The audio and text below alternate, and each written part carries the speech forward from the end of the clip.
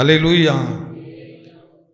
நல்ல மகிழ்ச்சியாக இந்த மாலை வேளையில் தேவன் நம்மை கொண்டு வந்ததற்காக நம்ம எல்லா கரங்களை தட்டி ஆண்டு நாமத்தை மேம்படுத்தலாமா?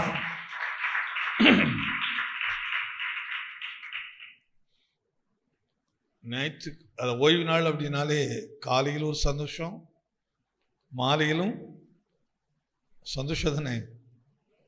சந்தோஷம் தானே? சந்தோஷம் தானே?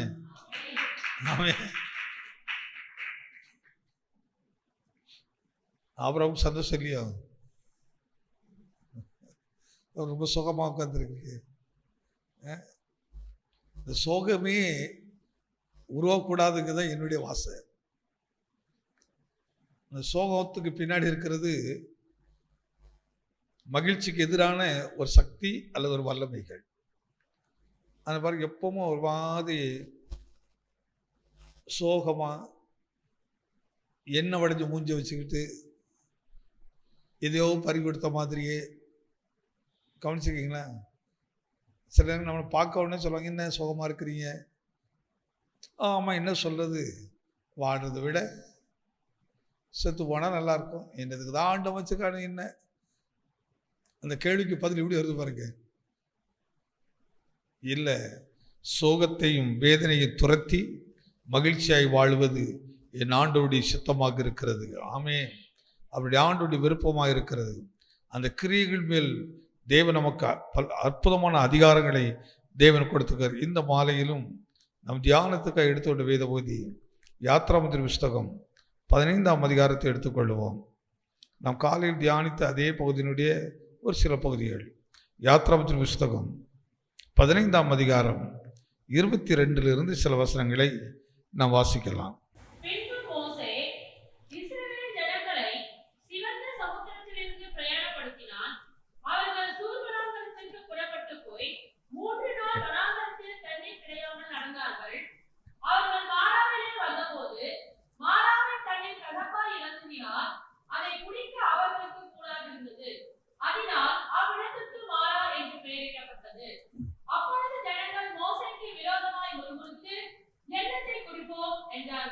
அப்பொழுது ஜனங்கள் மோசேக்கு விரோதமாய் முறுமுறுத்து எண்ணத்தை குடிப்போம் என்றார்கள். மோசே கர்த்தரை நோக்கி கூப்பிட்டார். அப்பொழுது மோசேக்கு கர்த்தர் ஒரு மரத்தை காண்பித்து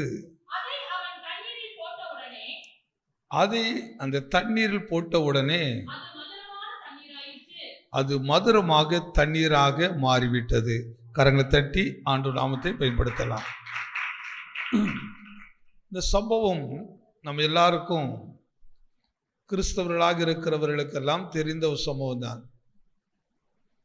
எகிப்தின் இருந்து ஜனங்கள் விடுதலையாக்கப்பட்டு செங்கடலை கடந்து வருகிறார்கள்.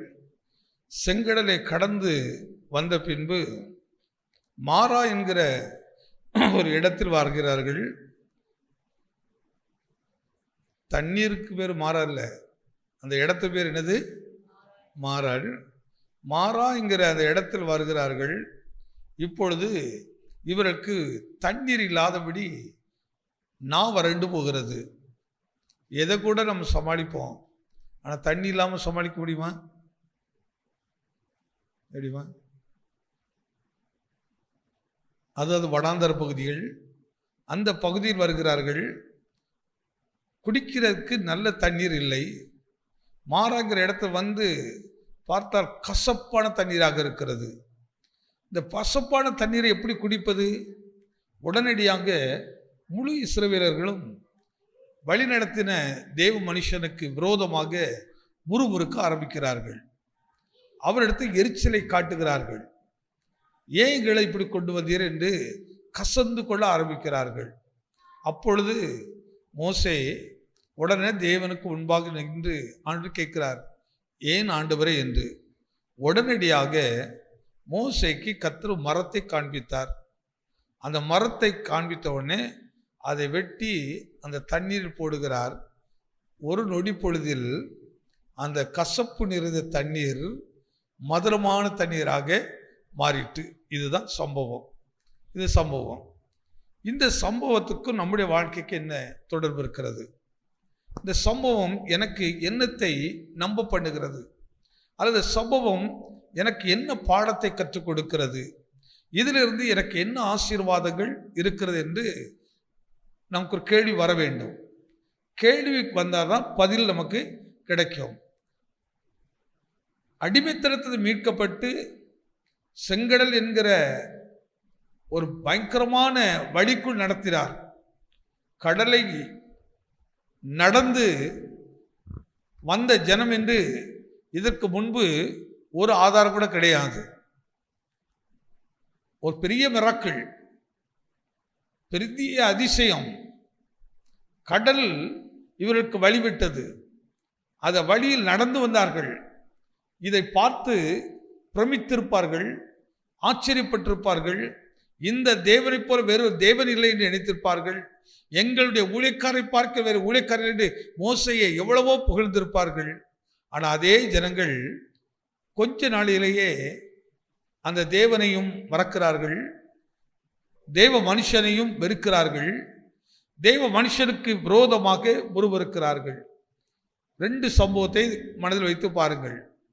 அன்றைக்கும் எவ்வளவுதான் அதிசயத்தை பார்த்தாலும், எவ்வளவுதான் மிரக்கல் நம்முடைய வாழ்க்கையில் நடந்தாலும் கொஞ்ச நாளையில் அவைகள் மறந்து போகிறது. நல்ல விஷயங்கள் நாம் யாருக்கு எதை செய்திருந்தாலும் நன்மையை பெற்றவர்கள் மறந்து விடுவார்கள். நன்மையை பெற்றவர்கள் அதை ஒன்றுமில்லை என்று சொல்லிவிடுவார்கள். அன்றைக்கு மாத்திரம் இல்லை, இன்றைக்கும் அது உண்மையில் சாத்தியமா சாத்தியம் இல்லையா? ஒவ்வொருத்தருடைய தனிப்பட்ட வாழ்க்கையிலும் இந்த பாதிப்பு இருக்கும். ஒவ்வொருத்தருடைய தனிப்பட்ட வாழ்க்கையிலும் இந்த வேதனை இருக்கும். ஒவ்வொருத்தருடைய வாழ்க்கையிலும் இதை குறித்து ஒரு பெரிய கதையே இருக்கும். நீங்க தனியாக நாம் பேசும்போது ஆரம்பித்தால் சொல்லுவார்கள், ஐயோ நான் இவர்களுக்கு இவ்வளவு உதவி செய்தேன், ஐயோ இவர்களுக்கு இதெல்லாம் பண்ணினேன், நன்றியே இல்லாமல் போய்விட்டார்கள் ஐயா, மறந்தே போய்விட்டார்கள் ஐயா, அது மறந்து போட கூட பரவாயில்லை, அதுக்கு பதிலாக இவ்வளவு தீமை செய்திருக்கிறார்கள் ஐயா, தீமை செய்தே கொண்டே இருக்கிறார்கள் என்று மனம் நம்மளோடு தத்தளிக்கிறது, கொந்தளிக்கிறது. அதை நினைக்கும் போது ரத்தமும் சூடாகிறது. சூடாகிற உடனே பழி வாங்க வேண்டும் என்ற ஒரு உணர்வும் உண்டாகிறது. நடக்குதா இல்லையா? அதனால தான் பொதுவாக இன்றைக்கும் நடந்து முடிந்த கதைகளை நம்ம யார் இடத்த ரொம்ப விசாரிக்கக்கூடாது, யார் இடத்த கேட்கக்கூடாது. சில இடங்களில் துக்கம் விசாரிக்க போகிறேன்னுட்டு அவங்க மறந்துருக்கிற விஷயத்தை கூட நம்ம என்ன செய்வோம், ஞாபகப்படுத்திக்கிட்டே இருப்போம். எப்படி ஆச்சு, என்ன ஆச்சுது, இப்படியா? அவங்க ஓரளவு மறந்து செட்டில் ஆகிட்டே இருப்பாங்க. ஆனால் அப்பவும் போய் என்ன அடுத்து அந்த தேன்கூட்டை கலைத்து விடுவார்கள். அந்த தேன்கூட்டில் இருக்க ஈச்சிகள் பிறகு என்ன செய்யும், அங்கு மிங்கு நம்மளை காயப்படுத்த ஆரம்பித்து விடும். நல்ல தெளிவுள்ளவர்கள், தேவ ஞானம் பெற்றவர்கள். ரொம்ப வித்தியாசமானது என்னன்னா, ரட்சிக்கப்பட்டவர்களுக்கு ரட்சிக்கப்படாத பெரிய வித்தியாசம் இருக்குது. தேவ ஆவியினால் நடத்தப்படுகிறவர்களுக்கும் மற்றவர்களுக்கு ஒரு பெரிய வித்தியாசம் இருக்குது. தேவ ஆவியில் நடத்தப்படுகிறவர்கள் பாருங்கள், எப்பொழுதும் காயத்தை உண்டாக்க மாட்டார்கள், காயத்தை கட்டுவார்கள், காயத்துக்கு எண்ணெய் வார்ப்பார்கள். அதை குறித்த இயேசு ஒரு ஓமை சொல்லும்போது, ஒரு மனுஷன் எருசலேமில் இருந்து சமாரியாவுக்கு கடந்து போகும்போது கள்ளனுடைய கையில் அகப்பட்டவன் அவனை, இந்த கள்ளர்கள் அவனை உடைமைகளெல்லாம் எடுத்து விட்டார்கள். அவன்கிட்ட இருக்கிற சொத்து சுகத்தை பணம் எல்லாத்தையும் எடுத்து விட்டு அவனை கத்தினால் குத்தி காயப்படுத்தி போட்டுவிட்டு போய்விட்டார்கள். குத்துவீராய் கிடக்கிறான். அப்பொழுது சில அற்புதமான மனிதர்கள் எல்லாம் அவனை பார்த்து விட்டு நமக்கு ஏன் வம்பு என்று அவர்களெல்லாம் போய்விட்டார்கள். ஆனால் ஒரு சமாரியன் வருகிறான். அவன் வந்து பார்த்து விட்டு அந்த வேதனையோடு இருக்கிறவனை தூக்கி தன்னுடைய வாகனத்தில் வைத்து அவன் சத்திரக்காரன் இடத்தில் கொண்டு கொடுத்து அவனுக்கு காயத்தை கட்டி, எண்ணெய் வார்த்து காயத்தை கட்டி அவனை சத்திரக்காரன் இடத்துல ஒப்பு கொடுத்தான் என்பதையும், அவனை நன்றாக பராமரித்துக்கொள், மீண்டும் வரும்போது இதைவிட ஏதோ அதிகமான செலவு இழுத்ததாலும் அதை நான் உனக்கு திரும்ப கொடுப்பதற்கும் ஆயத்தமாக இருக்கிறேன். அந்த சம்பவத்தை கொஞ்சம் கவனித்து பாருங்கள். காயப்பட்டவன் இடத்துல எப்படி காயமாச்சுன்னு கேட்கல, யார் உன்னை குத்தினான்னு கேட்கவில்லை. அதுக்கு பதிலாக அவன் தன் இடத்தில் இருந்ததை அவன் எண்ணெய் எடுத்து அதில் காயத்தை கட்டுகிறான், அவனை தூக்குகிறான், அவனை சுமந்து வாகனத்தை வைத்து கொண்டு போகிறான். இதில் இருந்து நமக்கு ஒரு அற்புதமான குணங்கள் வெளிப்படுகிறது, அற்புதமான ஞானம் வெளிப்படுகிறது. என்ன வெளிப்படுகிறது என்று சொன்னால், உன்னிடத்தில் என்ன இருக்கோ நீ அதை கொடுப்பாய். உன்னிடத்தில் நல்ல தித்திப்புள்ளது இருக்குமானால் நீ அந்த தண்ணீரை கொடுப்பாய். அல்லது மாறாவின் இடத்தில் இருந்த கசப்பை போல தண்ணீர் இருக்குமானால் உன்னிடத்தில் வருகிறவர்களுக்கு நீ எதை தான் கொடுப்பாய்? உன்னிடத்தில் வருகிறவர்களுக்கும் நீ கசப்பை கொடுப்பாய். அல்லது நீ யாரை பார்க்க போகிறாயோ அவர்களுக்கும் அதை நீ கசப்பை கொடுப்பாய், கசப்பானதையே கொடுப்பாய். அதனால்தான் நம்மிடத்தில் என்ன இருக்கிறது என்று கவனித்து பார்க்க வேண்டும். நாம் ஆத்தும உள்ளத்தில் நன்மைகளை வைத்திருக்கிறோமா? நல்ல நல்ல சுபாவங்களை வைத்திருக்கிறோமா? நல்ல நல்ல இரக்க குணங்களை வைத்திருக்கிறோமா என்று ஆராய்ந்து பார்த்து அவைகளை உருவாக்க வேண்டும். இந்த மாறா இடத்தை வரும்போது இந்த பூமியில தண்ணீர் கசப்புள்ள தண்ணீராக இருக்கிறது. இந்த பூமி எதை காட்டுகிறது? இந்த இம்மைக்குரிய வாழ்க்கையை காட்டுது.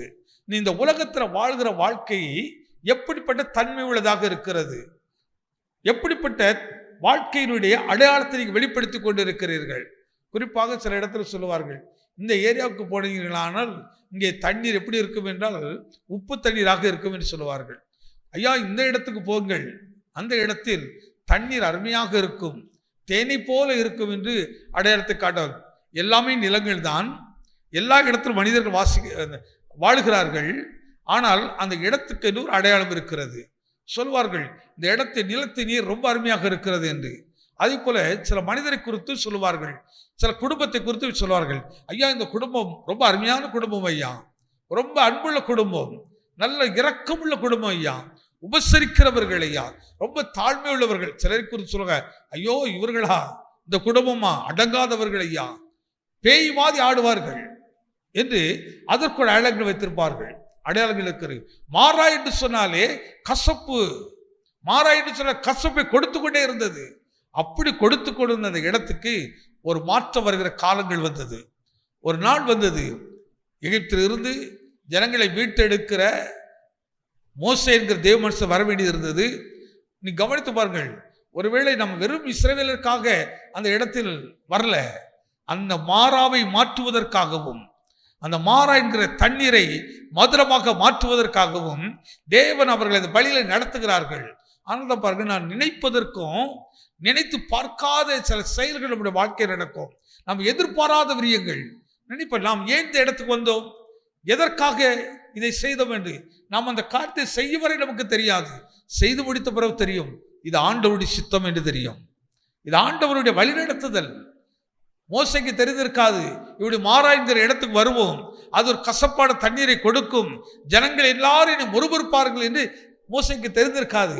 ஆனால் தேவன் மோசை மூலமாக ஜனங்களுக்கு தண்ணீரை மட்டும் கொடுப்பது தேவ சித்தம் இல்லை, அந்த இடத்தையே ஆசீர்வதிக்க தேவன் சித்தம் கொண்டவராக இருந்தார். அந்த தேவன் இந்த மாலை பொழுதுல நம்மையும் ஆசீர்வதிக்கிற மாத்திரமல்ல, நம் மூலமாக நாம் நடந்து செல்கிற இடத்தை ஆசீர்வதிக்க விரும்புகிறாரு. நீ போகிற இடத்தை, அதனால் சொல்கிறார், நீ போகையிலும் ஆசீர்வதிக்கப்பட்டிருப்பாய், நீ வருகையிலும் ஆசீர்வதிக்கப்பட்டிருப்பாய். தேவனுடைய அன்பை ருசித்திருக்கிற மனிதர்கள், தேவனால் நடத்தப்படுகிற ஜனங்கள் எந்த இடத்துக்கு போனாலும் அந்த இடங்கள் ஆசீர்வாதமாக மாறும். எத்தனை விசுவாசிக்கிறீர்கள்? அப்போ நீங்கள் எப்படி மாற வேண்டும், எப்படி ஜீவிக்க வேண்டும்? சில நபர்கள் இருக்கிறவர்கள், சில நபருடைய வார்த்தையை கேட்டு நிறைய பேர் தங்கள் வாழ்க்கையை கெடுத்தவர் உண்டு, தங்கள் வாழ்வை இழந்தவர்கள் உண்டு, நன்மைகளை இழந்தவர்கள் உண்டு. ஏன் அப்படி நடக்கிறது கொண்டு ஆராய்ந்து பார்த்தால், அவர்கள் மாறாவை போல கசப்புகளை வைத்திருக்கிறவர்கள், கசப்புள்ள ஜீவியத்தை வைத்திருக்கிறவர்கள். அவரிடத்தில் நீ ஒரு நன்மையின் ஆலோசனை உங்களுக்கு கிடைக்காது, நல்ல ஆலோசனை கிடைக்காது. ஆனால் எந்த இடத்தில் மதுரம் இருக்கிறதோ அவரிடத்தில் இருக்கிற மதுரத்தை தேவன் நமக்கு கிடைக்க பண்ணுவார். நீ கசப்போடு உள்ளவருக்கு நீ இனிமையை கொடுக்கிற ஒரு நபராய் மாறுவாய். வெறுப்படைந்திருக்கிற வாழ்க்கை உள்ளவர்களுக்கு அப்படி வாழ்க்கையை கட்டி எழுப்புகிற ஒரு அற்புதமான மதுரமான ஜீவியத்தை கர்த்தர் வைத்திருக்கிறார். சபைக்கு வருகிற சும்மா வெறும் நோக்கம் அல்ல, வரும்போது நீ மாறாவா கூட வரலாம். மாறாவை போல கசப்பான தண்ணீரை வருகிறவர்களுக்கெல்லாம் கொடுத்து கொண்டே இருக்கலாம். கொடுத்து கொண்டே இருக்கலாம். ஆனால் ஒரு மனிதனோ ஒரு மனுஷியோ ஒரு குடும்பமோ ஒரு தேவனுடைய சபைக்குள் வர ஆரம்பித்தால் உள்ளே வந்த பின்பு சபையின் உள்ள நல்ல நல்ல அபிஷேகத்தினால் நல்ல நல்ல வார்த்தைகளினாலே நம்மை மதுரமாகவே கர்த்தர் மாற்றுகிறவர். எத்தனை பேருக்கு அந்த அனுபவம் வேணும்? அப்போ கசப்பு இருந்தால் ஒத்துக்கொள்ளணும். அப்பா என் வாழ்க்கையில் கசப்பு இருக்குது, நான் மட்டும் கசப்பாக இருந்தால் கூட பரவாயில்லைங்க, நம்ம மற்றவங்களை யாராவது மாற்றிடக்கூடாது, கசப்பாக மாற்றிடக்கூடாது. தனக்கு இல்லைன்னா கூட பரவாயில்ல, எனக்கு எதிர்க்கு இருக்கவே கூடாது. சிலருக்கு சொல்லுவாங்களே, எனக்கு 2 கண்ணு போனாலும் பரவாயில்ல, ஆனால் எதிர்க்கு 1 கண்ணாவது வேறணும். அடா முட்டாளே, உனக்கு 2 கண்ணு போய் பிற உனக்கு நீ வாழ்ந்து என்ன பண்ண போற அப்படின்னு யோசிக்கிறது பாருங்க. இதாங்க மாறா, இதான் கசப்பான ஜீவியம். எனக்கு இல்லைன்னா கூட பரவாயில்ல, ஆனால் என்னை சுற்றி இருக்கிறவர்கள் நன்றா இருக்க வேண்டும் என்று எப்போ நம்ம நினைக்கிறோமோ, நீ நினைத்து பார்க்காத அளவுக்கு கர்த்தர் உன் தலை வைத்துவார். மதுரம் ஒரு நாளும் மாறாவை கொடுக்காது, ஆனால் மாறா ஒரு நாளும் மதுரத்தை கொடுக்காது. ஆனால் மதுரத்தை கொடுக்க வேண்டுமானால் அவர்களுக்கு தேவை ஒரு மரம் தேவை. அதனால்தான் சிலுவை பற்றிய உபதேசம் கெட்டு போறவர்களுக்கு பைத்தியம். அப்ப அன்னைக்கு மோசேக்கு ஒரு மரத்தை காண்பித்தார் பாருங்க. அந்த மரம் தான் சிலுவை காட்டுது, சிலுவையில் உள்ள மரித்த இயேசுவை காட்டுது, அந்த சிலுவையில இயேசுவோட வார்த்தை காட்டுது, சிலுவையில சொன்ன உபதேசத்தை நமக்கு காட்டுது, அந்த சிலுவையில் உள்ள இயேசுவின் அன்பை நமக்கு காட்டுது, சிலுவையில் உள்ள கிறிஸ்துவனுடைய குணாதிசயங்களை நாம் தரித்து கொள்ளப்படி செய்கிறது. அதை கட்டுப்போற பைத்தியம். ஆனால் ரட்சிக்கப்படுறதுக்கு அதுக்கு எப்படியா மாறுகிறதாம்? பலத்தின் மேல் பலனாக மாறுகிறதாம். அது ஒரு பெரிய ஆரோக்கியத்தை கொடுக்கிறது. அதனால்தான் மோசே காட்டுகிறார். ஜனங்கள் முறுமுறுக்கிறார்கள், ஆனால் மோசே நீ பயப்படாத, மோசே கலங்காத. ஒரு நடத்திப்புங்கிறது சாதாரண இல்லைங்க. ஒரு குடும்பத்தை நடத்துறதுன்னு எவ்வளோ கஷ்டம் தெரியுமா? குடும்பத்தை நடத்துகிற பெண்களுக்கு தெரியும் எவ்வளோ கஷ்டம். நீட்டு ஓவெடுக்கு ரொம்ப பாருங்க. அவருக்கு ஒரு வீட்டை நடத்த இந்தியா கூட நடத்தலைங்கிறாரு. அதாவது என்ன சொல்ல வர்றாருன்னா, வீட்டை நடத்ததான் ஏன் கஷ்டம், ஆனால் இந்தியா கூட நடத்திடலாம் அப்படிங்கிறாரு. அவன் வீடு அவ்வளோ ஒவ்வொரு நாளும் அவ்வளவு கசப்பா அனுபவிக்க வேண்டி இருக்குதுன்னு, அவ்வளோ பாரத்தை அனுபவிக்க வேண்டி இருக்குது. ஆனால் என்னை பொறுத்தவரை அது அப்படி சரியானதுன்னு சொல்ல முடியல. காரணம், கோயிலுக்கு போகிறதுனால நான் குடும்ப தலைவிகள் நல்லவர்கள், கோயிலுக்கு போகிறதுனால குடும்ப தலைவர்கள் நல்லவர்கள், கோயிலுக்கு போகிறதுனால நம்முடைய பிள்ளைகள் நல்லவர்கள், நான் இந்த லிஸ்ட்லாம் எடுக்கிறது இல்லை, இதை வைத்துலாம் சொல்கிறது இல்லை. எதை பண்ணுறதுனாலாம் நல்லவனும் கிடையாது. எதை வைத்துனா, மாறாவுக்குள் ஒருத்தர் வரும்போது அந்த மாறா கசப்பான தண்ணீரை கொடுக்குது. ஆனால் இதை குடித்தவர்களெல்லாம், நீங்க அது ஒரு ஆழமான ஒரு அனுபவம். வனாந்தரத்தில் நடந்து வருகிறார்கள், நடந்து வரும்போது தாகம், தண்ணீர் இல்லை நீ, ஆனால் அந்த மாறா இனத்தை கொடுக்குது, கசப்பை கொடுக்குது, கோபம் எரிச்சல் வருகிறது. உடனடியாக தேவ ஜனங்கள் முறுமுறுக்க ஆரம்பிக்கிறார்கள். நல்லா கவனித்து பாருங்கள். மாறா என்கிறது ஒரு இடம். அந்த இடம் நீட்டு கவனிக்காம மாறா என்கிற ஒரு ஜீவியத்தை எடுத்துக்கிடுங்க. மாறாவின் ஜீவியம், அதாவது எப்பொழுதும் கசப்பை கொடுத்து கொண்டிருக்கிறவர்கள் மாறாவின் அனுபவம் உள்ளவர்கள். ஆனா அந்த மாறாவை இடத்தில் கடந்து போகிறவர்கள் வந்து தாகத்துக்கு தாங்கள் என்று கேட்கும்போது அவர்களால் என்னத்தை கொடுக்க முடியாது. சமாரியாவில் பார்க்கிறோம், யாக்கோபின் கிடத்தில் இயேசு நின்று கொண்டு இருக்கிறார். அங்கே சமாரிய ஸ்திரீ வந்து தண்ணீர் எடுக்கும்படி வருகிறாள். உடனடியாக இயேசு கேட்கிறார், தாகத்துக்கு எனக்கு தாய் என்று. அவள் உடனே சொல்கிறார், நாங்க யாரு, நீங்க யாரு, எங்க இடத்துல வந்து கேட்கலாமா? கேட்கக்கூடாது, நான் கொடுக்க முடியாது, நீங்க வாங்கவும் முடியாது. என்ன குணத்தை காட்டுறாரு? நாங்கள் தாழ்ந்தவர்கள், நீங்கள் உயர்ந்தவர்கள் அல்லவா. உடனே இயேசு அதை அப்படியே அங்கீகரித்தாரா? இல்லை. குடுமா தண்ணீர், நான் குடிக்க ஆயத்தமா இருக்கிறேன்னு சொல்லிட்டு அப்படியே அவளுக்கு ஒரு விஷயத்தை கற்றுக் கொடுக்கிறாரு. இந்த யாக்கோபின் கிணறு இருக்கு பாரு, இந்த கிணத்துல உள்ள தண்ணியை பார்க்கலாம் என்னிடத்துல ஒரு தண்ணீர் இருக்கிறது. நான் கொடுக்கும் அந்த தண்ணீரை நீ கொடுத்துச்சேன்னா அதுக்கப்புறம் வாழ்க்கையில் என்னதே வராது. எனக்கு அது ரொம்ப பிடிச்சிருக்குது. தாகமே இல்லாம ஒரு வாழ்க்கை வாழ்றது எவ்வளவு. சாப்பிட்டுக்கிட்டு இருக்கும்போது தண்ணி தாகம் எடுக்குது, தண்ணி கொடுக்கலன்னு உடனே மனைவிக்கு அடிக்க சொல்லுது. சொல்லியா? ஒரு நாள் ஒரு அம்மா சொன்னாங்க, ஐயா எங்கள் வீட்டுக்காரர் சாப்பிட்டுக்கிட்டு இருக்கும்போது தண்ணீர் வைக்க கொஞ்சம் மறந்துட்டுனா போதும், பிளேட் அங்கேருந்து கிச்சனுக்கு நேராக வரும். நான் வாழ்கிற எவ்வளோ கஷ்டம் தெரியுமா ஐயா. ஆனால் இவர் சர்ச்சில் இவரெல்லாம் காணிக்கலாம் எடுப்பார், கணக்கெல்லாம் எழுதுவார். ஆனால் சாப்பிடுற இடத்துல தண்ணீர் வைக்காம சாப்பாடு கொண்டு வைத்துட்டு அவ்வளோ கோபம் வந்துடும், அவ்வளோக்கு எரிச்சல் வந்துடும் அவருக்கு. அது சொல்லக்கூட மாட்டார், உடனடியாக தூக்கி வெறிவார். அவ்வளவு ஒரு கோபம் எரிச்சல் அவருக்கு வரும் இருக்கும். அதனால் அவர் சாப்பிட வந்து உட்கார்ந்த உடனடியாகவே மனதில் உடனே என்னெல்லாம் ஞாபகப்படுத்தி உடனே முதல்ல கொண்டு நினைச்சணும் அவருக்கு தண்ணீரை வைக்கணும். தண்ணீர் இல்லாமல் கொஞ்சம் கொடு அப்படின்னு கூட சொல்ல மாட்டார், அவ்வளவு கோபம் வரும். இதான் குணங்கள். மாறாவி சுபாவங்கள்.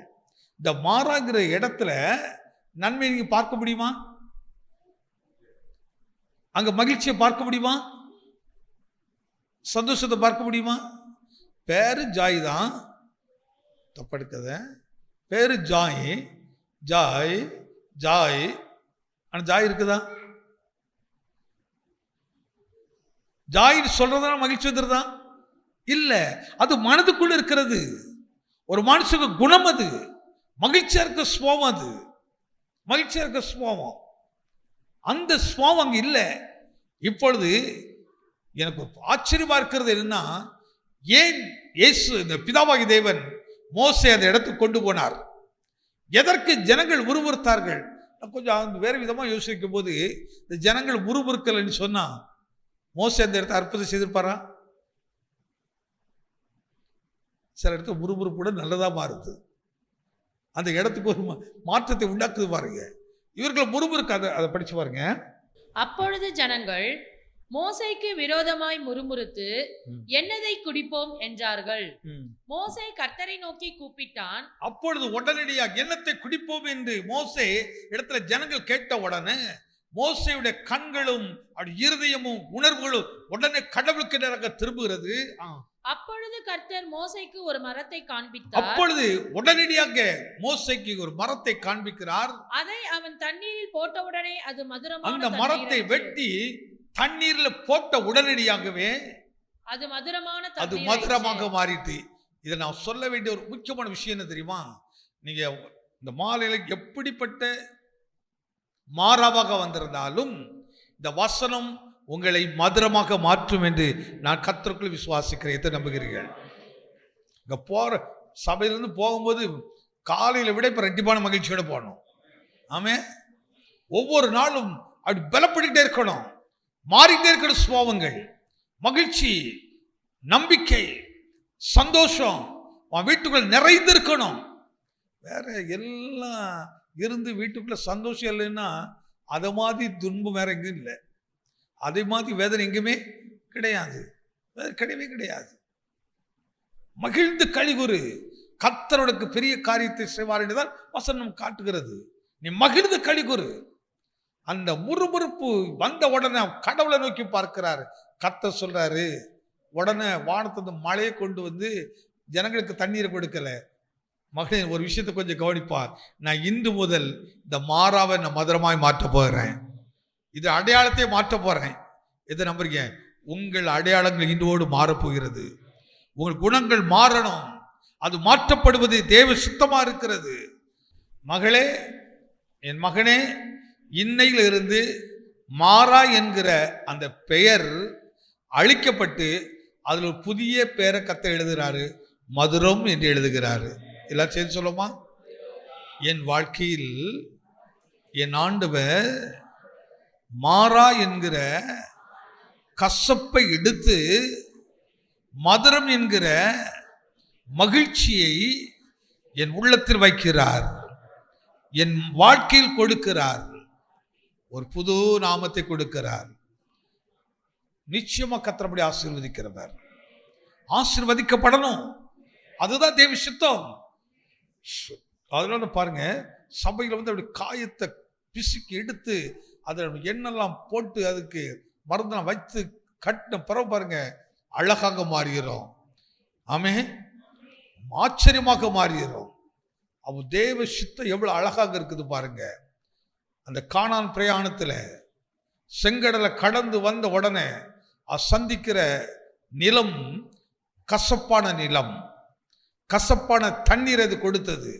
இது எப்படி எடுத்துக்கிடுங்க, நீ கசப்பான நிலத்தில் நீ போறது நிமித்தம் உன் நிமித்தமா கர்த்தர் அந்த இடத்தை ஆசீர்வதிக்க போகிறார். அதனால தான் இன்னைக்கு இது திருமண வாழ்க்கையில் நான் அடிக்கிறதுக்கு, நம்ம வீட்டு பிள்ளை கல்யாணம் ஆகி ஒரு வீட்டுக்கு போனால் அந்த வீடு ஆசீர்வதிக்கப்படணும். நம்ம பையன் ஒரு வீட்டுக்கு போனான்னா அந்த வீடு ஆசீர்வதிக்கப்படணும், ஆசீர்வதிக்கப்படணும். ஒரு குடும்பம் இணைக்கப்படும் போது அந்த குடும்பங்கள் ஆசீர்வதிக்கப்படணும். அந்த வீட்டுக்குள்ள மகிழ்ச்சி உண்டாகணும். கர்த்தருடைய பிள்ளைங்கிறது அது மதுரமான வாழ்க்கை.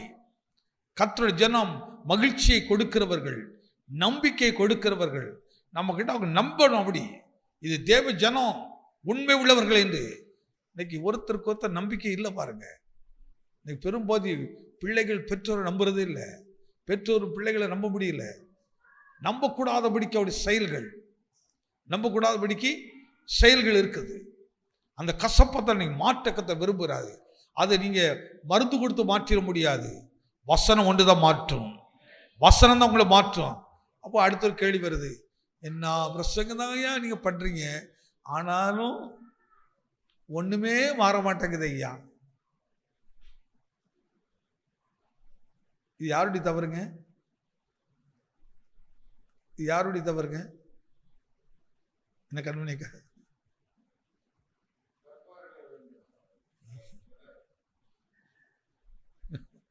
அதுக்கும் இயேசு சொல்லிவிட்டாரு. நிலங்களை குறித்து 4 நிலத்தை குறித்து பேசிட்டாரு. கொஞ்சம் கவனிச்சு பாருங்க. நல்லோருக்கு பெய்யும் மழை எல்லாருக்கும் தான் கிடைக்குது, எல்லாருக்கும் தான் கிடைக்குது. ஆனால் ஒரு காலம் வரும், அன்றைக்கு இந்த வசனம் நியாயம் இருக்கும். இந்த வசனம் முன்னாடி வந்து நிற்கும். உன்னை மதுரமா மாற்றணும்னுட்டு நான் எவ்வளவோ பிரயாசப்பட்டேன், எவ்வளவோ வார்த்தையில் உனக்கு அனுப்பினேன், சொப்பனத்தில் உன்னை பேசினேன், ஊழியக்கார மூலம் பேசினேன், வார்த்தை மூலமாக பைபிள் மூலமாக பேசினேன், எத்தனை உணர்த்தினேன். ஆனால் நீ அடிக்கடி அடிக்கடி இருதயத்தை கடினப்படுத்திக் கொண்டே போய்கொண்டிருக்கிறார். எப்படி கடினமாகுதுன்னு சொன்னா, தேவன் உணர்த்தும் போது பாருங்க நம்ம கூட கீழ்ப்படின்னு ஆசையா இருக்கும். ஆனா அந்த ஆசையை விட இந்த உலகத்தின் ஆசை வந்து நம்மளை நெருக்கும். அதனால இயேசு வார்த்தை சொல்கிறார், வசனம் உள்ள விழுந்துச்சுது, அது முளைச்சிட்டது. ஆனா உலக கவலை அதான் அந்த முள்ளுள்ள இடம்னு சொல்றது. இந்த உலக கவலை அவர்கள் என்னச்சுதான் அந்த நல்ல குணத்தை வளர விடாமல், நல்ல சுபாவத்தை வளர விடாம. அதனாலதான் எப்போ நீங்க முள்ளு பக்கத்துல போய் நிற்க கூடாது. எது பக்கத்துல போய் நிற்க கூடாது? முள்ளு பக்கத்துல நிற்கவே கூடாது. உங்களுக்கு உடன் பிறந்தவர்களாக இருந்தாலும் கூட சரி, அவங்களை நேசிக்கிறது வேற, நேசிக்கிறது வேற. அது யாரா இருந்தாலும் நம்ம எல்லா மனுஷரும் நேசிக்கணும். ஆனா அவங்களோட சுபாவத்தில் உடன்படக்கூடாது, அவங்களோட ஆலோசனை கேட்கவே கூடாது, கேட்கவே கூடாது. ஐக்கியத்துக்கு விரோதமாக செயல்படுகிற எந்த இதையும் கேட்கக்கூடாது. நன்மைக்கு வசனத்துக்கு எதிராக நிற்கிற எந்த ஆலோசனை கேட்கக்கூடாது. அதனால சொல்கிறார், துன்மார்க்கருடைய ஆலோசனையில் நடவாமலும் பாவிகளுடைய வழியில். இப்ப அடுத்த ஒரு கேள்வி, ஐயா அப்ப இவங்களெல்லாம் பாவிதான், நல்லதானே பிரசங்கம் தானே பண்றாரு, நல்லதானே செய்கிறாரு? இல்லை, நல்லா சொல்றது வேற, நல்லா செய்கிறது வேற. நல்லதை செய்யணும். நல்லதை போதிக்கணும், போதிக்கிறதுக்கு முன்னாடி அப்படி நடக்கணும். அவ்வளோ பிரயாசம் இருக்குது. இன்னைக்கு கசப்பை மாற்றுவது ஆண்டோட சித்தம். அதுக்கு தான் கர்த்தர் சொன்னார், பயப்படாத, நான் உனக்கு கேடகமும் உனக்கு மகா பெரிய பலனுமா இருக்கிறேன். உன்னை பலப்படுத்தி எங்க கொண்டு போறேன் தெரியுமா? மாறாவெல்லாம் மதுரமாக்க மாற்ற போகிறேன். இப்போ மோகன் ரட்சிக்கப்பட்டு மனம் திரும்பி வந்துட்டாரு. இன்னைக்கு மனம் திரும்பி ரட்சிக்கப்பட்டு வந்ததுனால தான் அப்படி ஃபேமிலி இன்னைக்கு ஃபேமிலியாக இருக்குது. அப்படிதான் மோகன் மோகன் நிறைய விஷயத்த சொல்லுவார், நிறைய விஷயங்களை பேசுவார். ஆனால் அத்தனையும் சகித்து அப்படி பொறுமையாக போறதுக்கு என்ன காரணம்? கிறிஸ்துவினுடைய அன்பின் மதுரம் இருக்கிறதுனால. அந்த மதுரம் என்ன செய்கிறது? குடும்பத்தை கொண்டு போகுது, பொறுத்து கொண்டு போகுது, பிள்ளைகளை கொண்டு போகுது, அப்படியே நேசித்து கொண்டு போகுது. ஆனாதான் அன்பில் என்னை பரிசுத்தனாக்க உம்மை கொண்டு சகலத்தையும் உருவாக்குமே. இந்த பழைய பாட்டு ரொம்ப அற்புதமான பாட்டு பார்த்துக்கிட்டு, ஒவ்வொரு வார்த்தைகளிலும் அற்புதமாக. அன்புல கொஞ்சம் கொஞ்சம் அன்பு கிடையாது, அன்பின் பூரணம். பூரண அன்பு பயத்தை புறம்பே தள்ளும். ஒரு மனிதருக்குள்ள பூரண அன்பு வந்துருச்சுன்னா சந்தேகம் வராது, சந்தேகம் என்கிறதே வராது. ஆனா அன்பில்லாத இடத்துல சந்தேகம் வந்து கொண்டே இருக்கும், சந்தேகம் வந்து கொண்டே இருக்கும். குடும்பங்களை நொறுக்கிறோம். எனக்கு 2 நாளைக்கு முன்னாடி ஒரு லெட்ரு ஒன்று வாட்ஸ்அப்பில் வந்துருச்சு. வாட்ஸ்அப்பில் அதை படித்து பார்த்தா எனக்கு தலையே அதை படிக்க முடியலை. பிபிசி நடந்துட்டு இருக்கும்போது வந்துச்சுது. எனக்கு அந்த வேர்டு அது ஒன்றும் எனக்கு சரியாக புரியல. ஒரு சிஸ்டர்கிட்ட கொடுத்து நான் அதை பார்த்துக்கிட்டே இருந்தோன்னா அந்த சிஸ்டர் பின்னாடி பார்த்து, என்ன ஐயா அப்படி பார்த்துக்கிட்டே இருக்கிறாரு, நின்றுக்கிட்டே வெறுக்குள்ள இங்கே நடந்து இப்படி பார்க்குறாரு அப்படின்னு பார்த்துட்டு, என்ன நான் சொன்னேன், இது கொஞ்சம் படித்து தான் காட்டுக்கணும். அதில் படித்து அவங்க சொல்லுகிற ஒவ்வொரு காரியத்தை பார்த்தீங்கன்னா ஒரு குடும்பத்தினுடைய சம்பவம், ஒரு மனுஷன் தனக்குரியதை மட்டும் எழுதுறான், தனக்கு இருக்க ஆசை மட்டும், எனக்கு இது நிறைவேறணும்,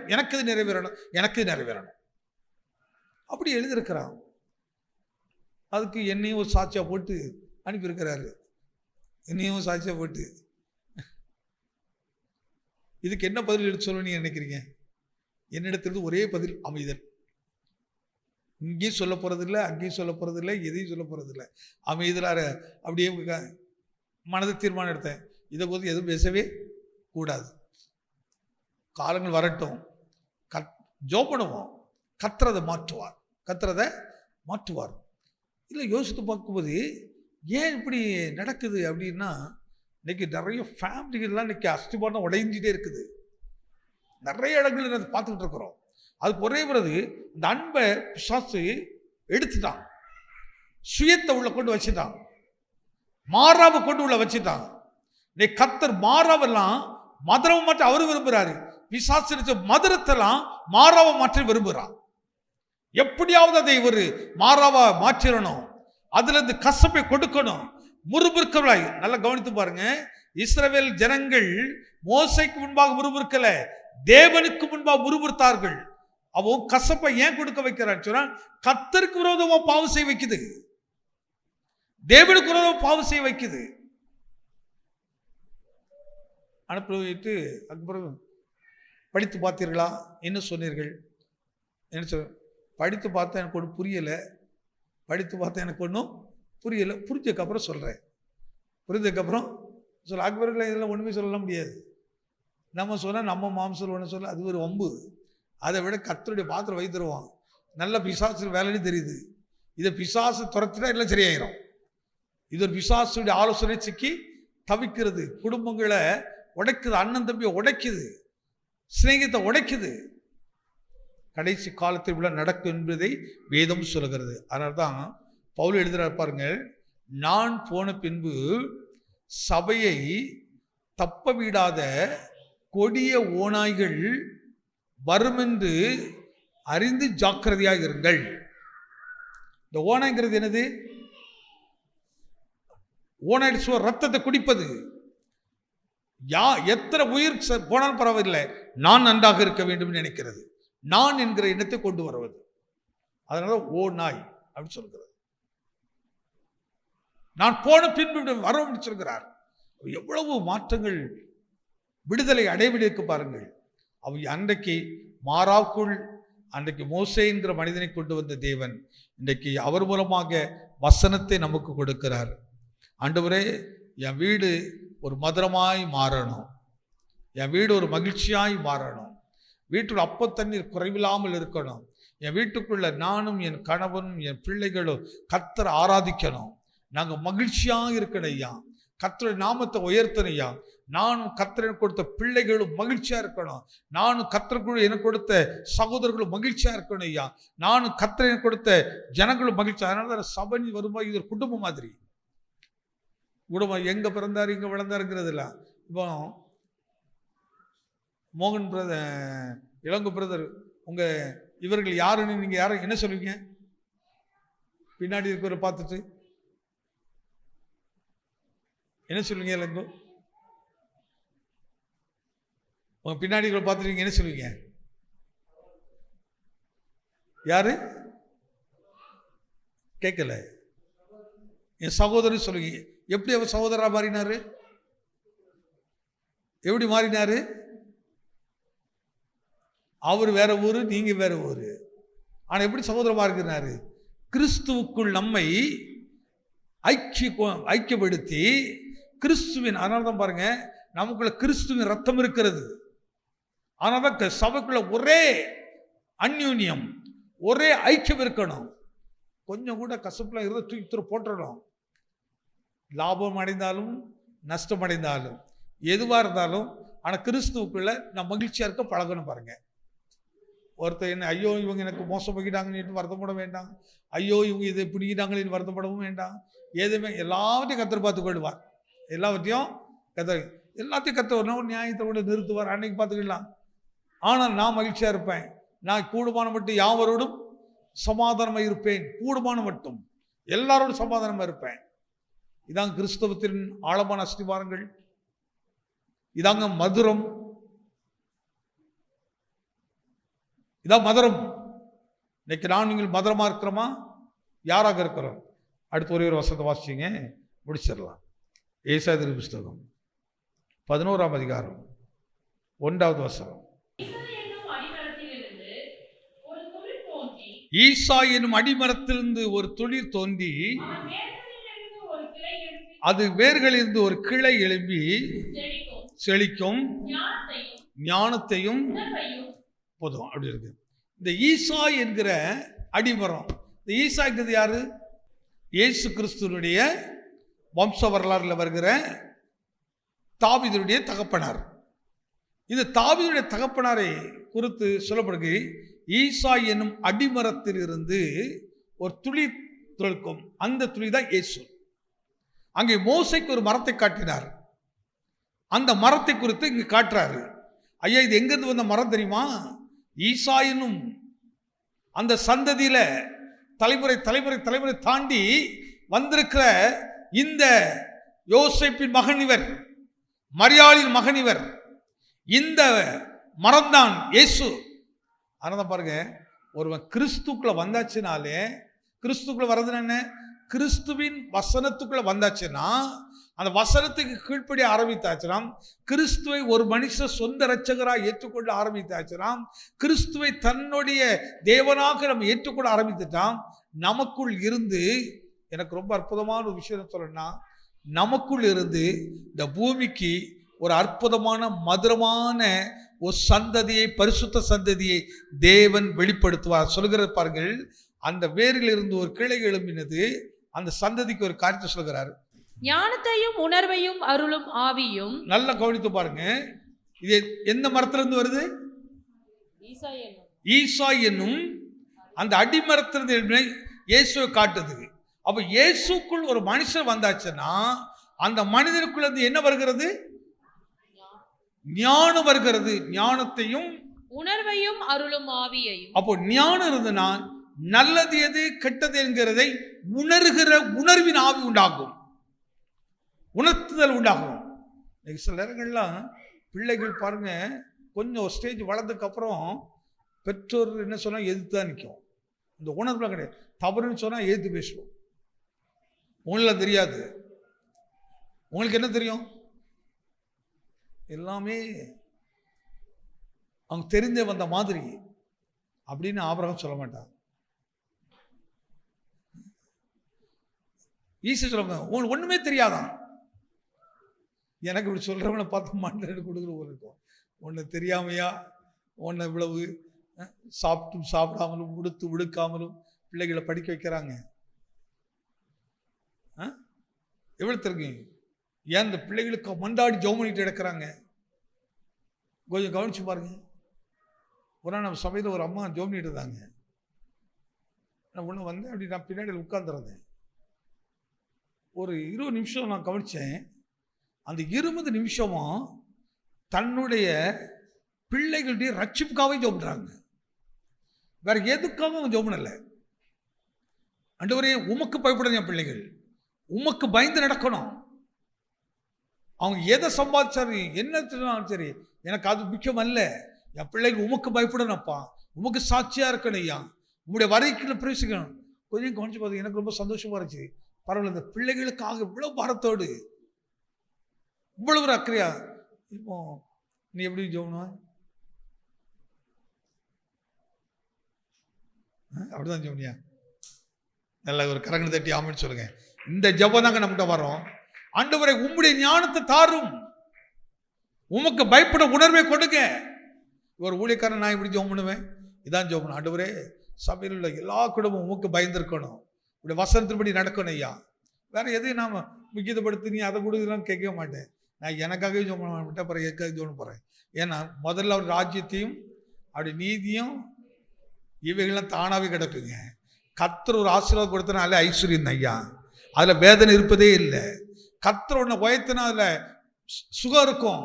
கர்த்தரோட ஆசீர்வதித்தான் அதுல சுகம் இருக்கும். ஆனா பிசாசு கொடுக்கிற ஆசீர்வாதத்துல வேதனை இருக்கும். ஆனா கர்த்தர் கொடுக்கிற ஆசீர்வாதத்தில், அதனாலதான் இப்படி சொல்றார், முதல் அவர் ராஜ்யத்தையும் அவருடைய நீதியையும் தேடுங்க. இதான் சொல்கிறார். ஞானத்தையும் உணர்வையும் ஆவியும் ஆலோசனையையும் பெலனையும் அருளும் ஆவியும் ஆலோசனையும் பெலனையும் அருளும் ஆவியும் அறிவையும் கர்த்தருக்கு பயப்படுகிற பயத்தையும் அருளும் ஆவியும் ஆகிய கர்த்தருடைய ஆவியானவர் அவர் மேல் தங்கி இருப்பார். இயேசு குறித்து சொல்கிறாரு. இயேசுக்குள்ள இதெல்லாம் இருக்கும். அந்த இயேசு ஏற்றுக்கொண்டவர்களுக்கும் இத்தனை அறிவும் இருக்கும். எதை நம்புறீங்க? அதனால எனக்கு அறிவில்லை புத்தி இல்லைன்னா சொல்லக்கூடாது. சில நேரத்தில் நான் புத்தி இல்லாமல் நடத்துறேன், அப்படி புத்தி இல்லாமல் நடத்துறேன்னு சொல்லும் போது என்ன சொல்றது? நீ இயேசு ஏற்றுக்கொள்ளக்கு முன்னாடி இந்த வார்த்தை சொன்ன ரைட். ஆனா இயேசு ஏற்றுக்கொண்ட பிறகு நான் புத்தி இல்லாமல் செய்தேன்னு சொன்னா நம்ப மாட்டேன். தெரியாம பண்ணிட்டேன், நம்புறதுக்கு இல்லை. ஏன்னா இயேசுக்குள் நீ இருந்தாலும் சரி, இயேசுக்குள் நான் இருந்தாலும் சரி, நமக்குள்ள எத்தனை ஆசீர்வாதத்தை கொடுக்கிறார் பாருங்க. இத்தனை விதமான ஞானத்தை கொடுக்கிறார், எத்தனை விதமான ஆசீர்வாதங்களை கர்த்தர் கொடுக்கிறார். அப்படிதானே அருள்ராஜி? இயேசுவை ஏற்றுக்கொள்ளக்கு முன்னாடி அருள்ராஜுடைய குணம் வேற, ஆனா இயேசுவை ஏற்றுக்கொண்ட பின்பு அருள்ராஜுடைய குணம் வேற. இப்ப எதுவுமே எனக்கு தெரியாதுன்னு சொல்லவே முடியாது. ஏன் சொல்ல முடியாதுன்னு சொன்னா, இப்போ எனக்கு என் முன்னாடி என்ன நடக்குதுங்கிறதை கர்த்தர் எனக்கு வெளிப்படுத்தி காட்டுகிறவர். அதனால்தான் நான் உனக்கு போதித்து நீ நடக்க வேண்டிய வழியில் நான் உன்னை நடத்துவேன், உன்மேல் கண்ணை வைத்து உனக்கு ஆலோசனை கொடுப்பேன். இப்போ எனக்கு அவர் ஆலோசனை கத்துறங்க. அதனால தான் தேவ பிள்ளைகள் வந்து பாருங்க, மனுஷன் போய் ஆலோசனை கேட்க மாட்டான். ஆலோசனை கேட்கவே கூடாது. என்னைக்கு நீ மனுஷன் இடத்துல, அது அண்ணங்கிட்ட கேட்க வேண்டியதில்லை, தம்பிகிட்ட கேட்க வேண்டியதில்லை, அம்மாட்ட கேட்கல, அப்பாட்ட கேட்க வேண்டியதில்லை, தாத்தாட்ட பூட்டங்கிட்ட கேட்க வேண்டியதில்லை. உனக்கு ஆலோசனை கத்துறவன் தேவனே இருக்கிறாரு. அவரை உனக்கு ஆலோசனை கொடுக்கிறவர். அதனால சொல்கிறார், நீ ஜபத்தில் அப்படி நின்று பாரு, வசனத்தை படித்து பாரு, அப்படியே ஞானம் உனக்கு உண்டாகிட்டே இருக்கும், புத்தி வந்துட்டே இருக்கும், அறிவு வந்துட்டே இருக்கும். உன்னை ஒருவனும் குறை சொல்லாத அளவுக்கு உன்னை நீதியின் பாதையில் கர்த்தர் நடத்துவார். ஹல்லேலூயா. அதனால தான் என்னை அவர் நீதியின் பாதையில் நடத்துகிறார். ஏன் நீதியின் பாதையில் சொல்கிறாரு? நீதியா நடக்கிறவனை ஒருவனும் குற்றம் சொல்ல முடியாது, குற்றம் சொல்ல முடியாது. எவ்வளவு அழகாக இந்த பூமிக்குரிய வாழ்க்கையை கர்த்தர் நமக்கு அமைத்து கொடுத்திருக்காரு பாருங்க. இந்த தேவன் நிச்சயமாக நடத்தி நம்மை ஆசீர்வதிப்பாராக. ஆமென்.